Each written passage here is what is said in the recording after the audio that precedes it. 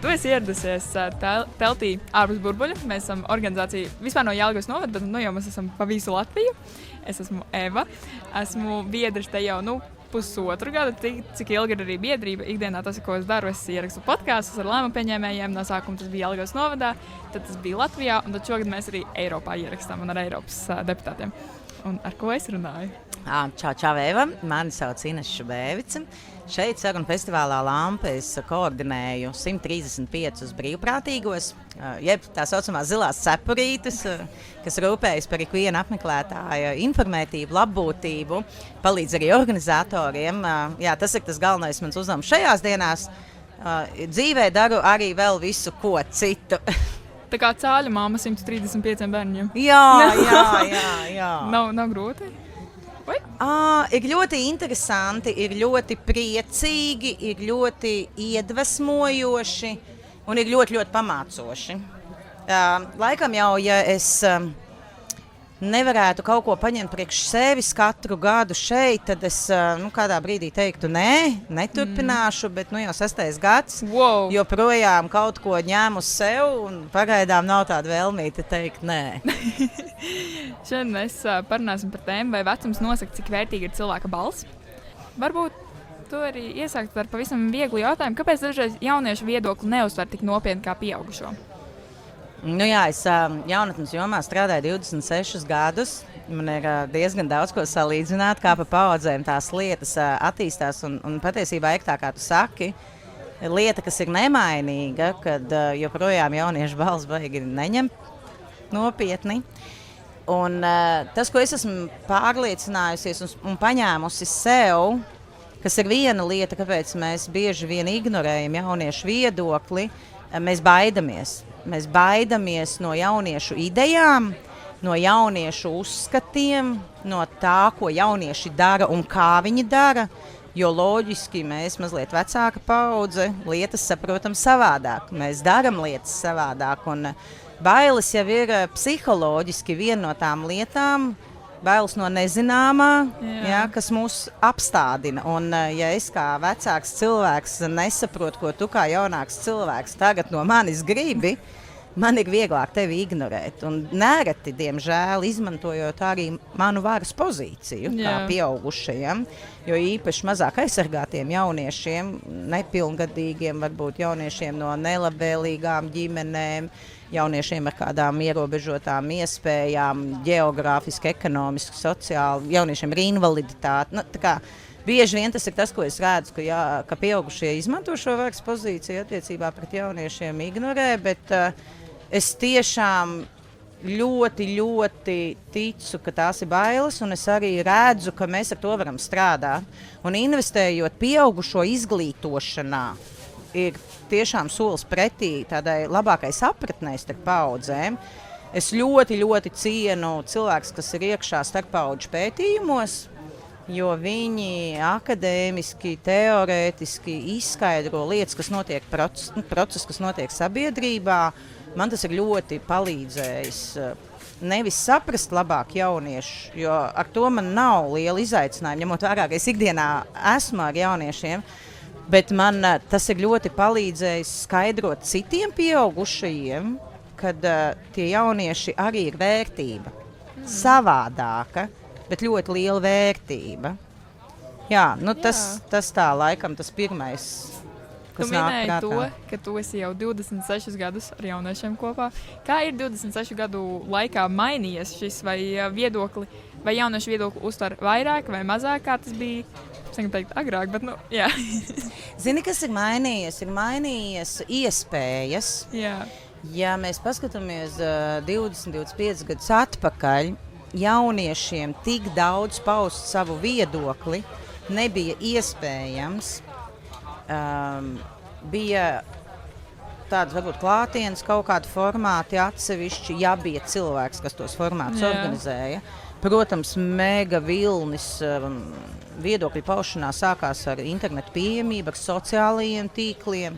Un tā ir tāda, es teiktu, lielākā atšķirība, iespēja paust savu viedokli. Un tie formāti, kā paust, šis pats podkāsts. 20 gadus atpakaļ tāda neeksistē. Pat kā 20, būsim reāli 10 gadus atpakaļ reti, kurš podkāsts darbojās. Tas gan, jā. Vai jaunietim ir jāgaida savs kaut kāds īstais vecums, lai viņi tiktu uzklausīti un tiktu sadzirdēti? Tas, ko es līdzdalības pasākumos, dodoties pie jauniešiem, vadot līdzdalības pasākumus, vienmēr saku, kad katram jaunietim, ja ne ģimenē tas tiek iemācīts, tad ir jāķer momenti ārpus ģimenes iemācīties, ka katrs viņš ir vērtība.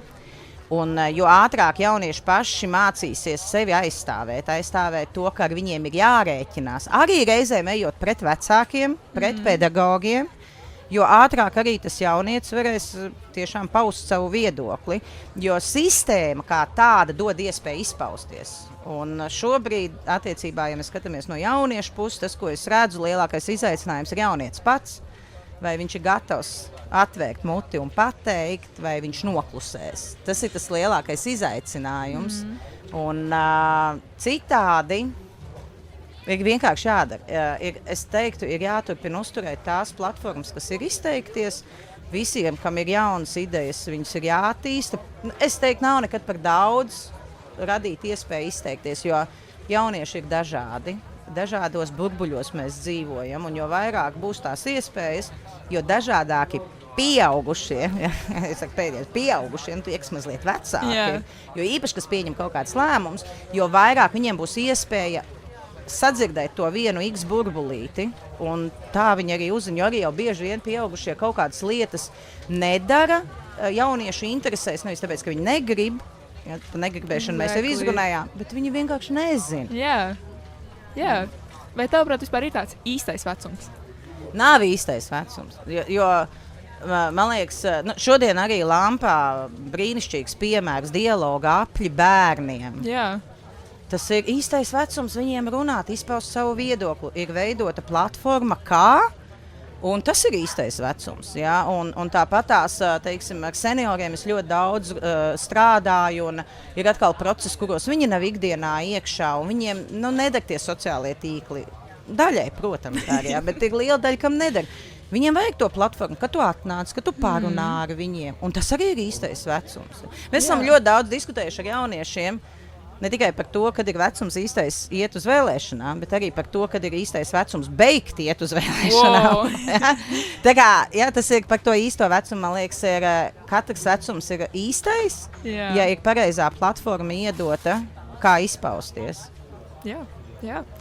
Vai pieaugušie dažreiz aizmirst, kā bija arī kādreiz viņi jauni?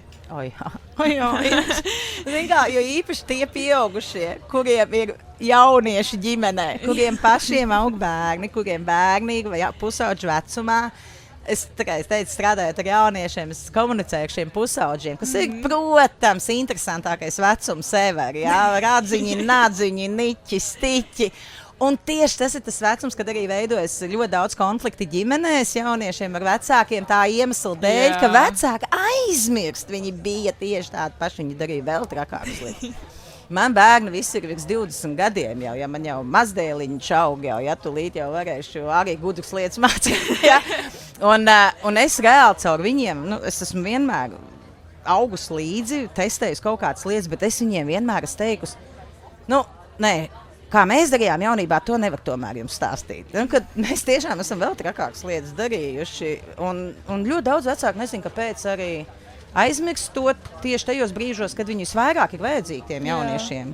Jo nav jau tā, ka tie vecāki dara ļaunu vēlēdam saviem bērniem. Viņi jau grib labu, bet viņi varbūt neaizdomājas tas, ka tas labākais, ko viņi var izdarīt, varbūt ļaut apdedzināties tam jaunietim. Tā kā pateikt, es arī tā darīju. Nekas labs tur nesanāca, bet es ticu, ka tu nesapratīsi, kamēr nepamēģinās. Kaut kādā drošā veidā darīt lietas, ko tie jaunieši grib mēģināt. Tas ir tas moments, tas ir pilnīgi noteikti no manas pieredzes, ka vecāki, kuriem pašiem ir jaunieši, par ko iet runa, visbiežāk aizmirst. Un tad pēdējais šīs dienas jautājums ir, ja tev būtu iespēja pateikt vienu teikumu, frāzi otrai paaudzei, jaunieši vai pieaugušie, kas tas būtu? Es laikam tiem pieaugušajiem izvēlēšos vienu frāzi, ko varbūt arī var attiecināt uz jauniešiem, bet tomēr es skatīšos šobrīd uz pieaugušajiem, uz tiem, kam ir pusauģi mājā, ir jaunieši mājās. Nebaidieties uzdrošināties. Arī mums ir jāmācās. Mums ir jāmācās laikam līdzi. Nebaidamies uzdrošināties, ietam laikam līdzi. Un tad, man liekas, mēs visi būsim viens otram labākie draugi. Stipri vārdi. Paldies tev liels, paldies par sarunu. Paldies, Eva. Bija prieks satikties. Paldies. Atā.